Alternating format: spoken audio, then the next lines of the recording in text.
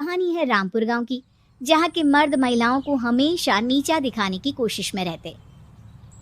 अरे अभी तक खाना नहीं आया, क्या मुझे एक और शादी करने की जरूरत है? नहीं जी नहीं, ऐसा मत करना, वरना मैं कहाँ जाऊंगी।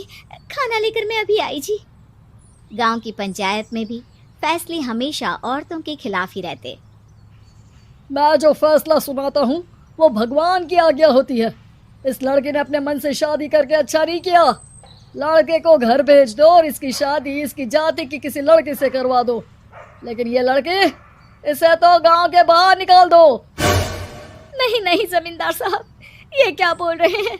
ऐसा नहीं हो सकता। मेरी बेटी मासूम है, इसे अच्छे बुरे की समझ नहीं है। अरे कहाँ जाएगी ये बेचारी? कहाँ जाएगी? इतनी चिंता है तो पूरे परिवार का गांव निकाला कर देते हैं। बेचारे पूरे बसे बसाए परिवार को गांव छोड़ना पड़ता है।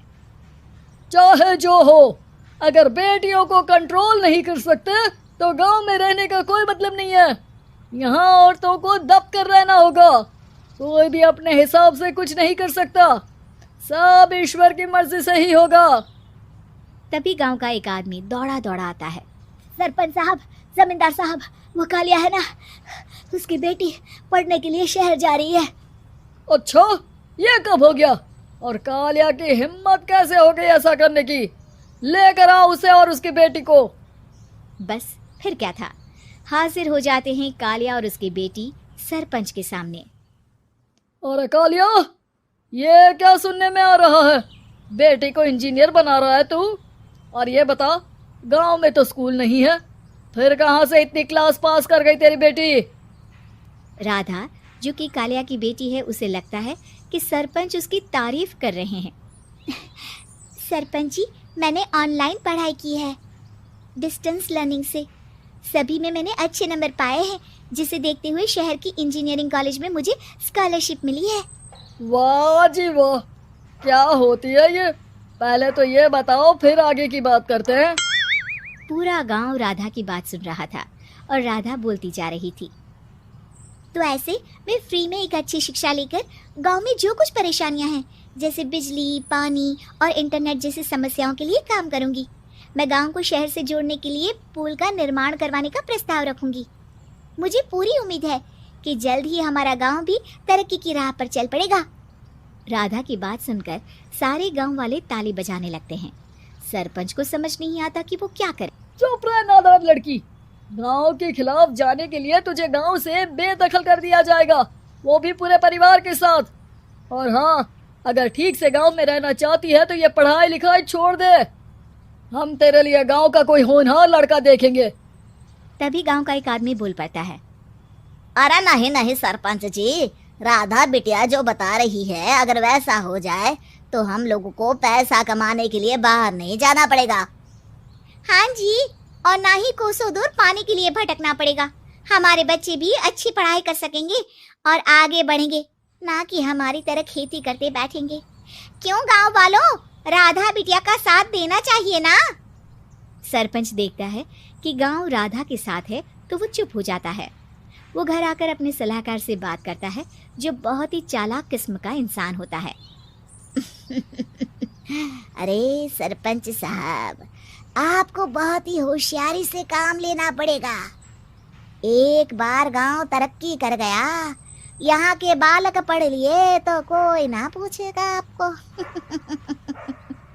और फिर ये जो बेटा और बेटी है ना आपके, इनको भी आम लोगों की तरह ही जीवन जीना होगा। हाँ, लेकिन करे तो क्या करे?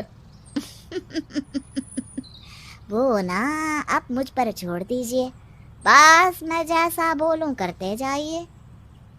अगले रोज सुबह जब गांव वाले सोकर उठते हैं तो राधा के घर के बाहर और साथ ही वो लोग जिन्होंने राधा का सपोर्ट किया था, उनके घर के आगे लाल रंग से कल आऊंगी लिखा होता है।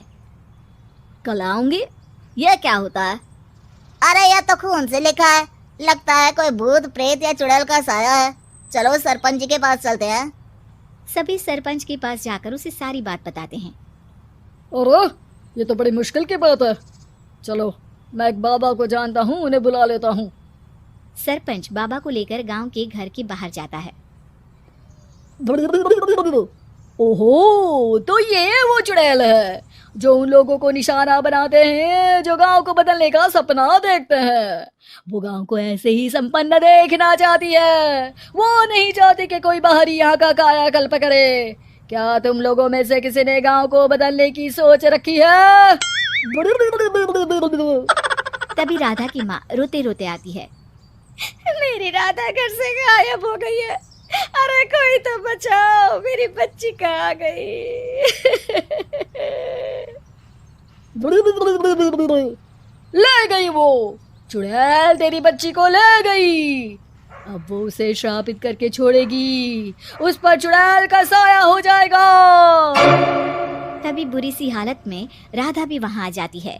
उसके बाल चुड़ैल की तरह फैले होते हैं और कपड़ों में खून लगा होता है। सभी राधा को देखकर डर जाते हैं। माँ, पता नहीं मुझे कौन उठा कर ले गया था। अरे दूर दूर हो जा चुड़ैल, अब हम लोग इस गांव में नहीं रुकेंगे। अरे कैसी बातें कर रहे हैं आप? कल तो आप मेरे भरोसे गांव का हुलिया बदलने, अपने बच्चों को पढ़ाने और तरक्की उन्नति की बात कर रहे थे, तो आज क्या हो गया आपको? ये फिर तुम लोगों को बहकाएगी। ये चुड़ैल गांव में आ चुकी है, ऐसे ही ये तुम्हारे घर के बच्चों को भी ले जाएगी। गांव वाले राधा को गांव से बाहर निकाल देते हैं। उसके माँ बाप रोते रहते हैं, लेकिन गांव वाले नहीं मानते। मैं भी अपनी बहन के साथ गांव के बाहर रहूंगा, लेकिन वो पढ़ाई नहीं छोड़ेगी। वहीं सरपंच के घर पर सलाहकार कहता है, देखा, सांप भी मर गया और लाठी भी नहीं टूटी।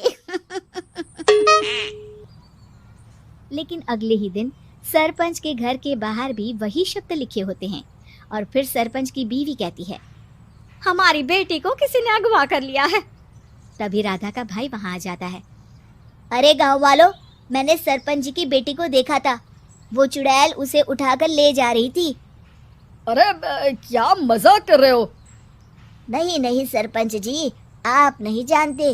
वो चुड़ैल अब आपकी बेटी में आ जाएगी, जैसे राधा के अंदर आ गई थी। तभी सरपंच की बेटी वैसी ही हालत में वहां आती है जैसे राधा आई थी। पापा, पता नहीं कैसे मैं गायब हो गई थी। चुड़ैल, इसके अंदर भी चुड़ैल का साया है, मारो इसे।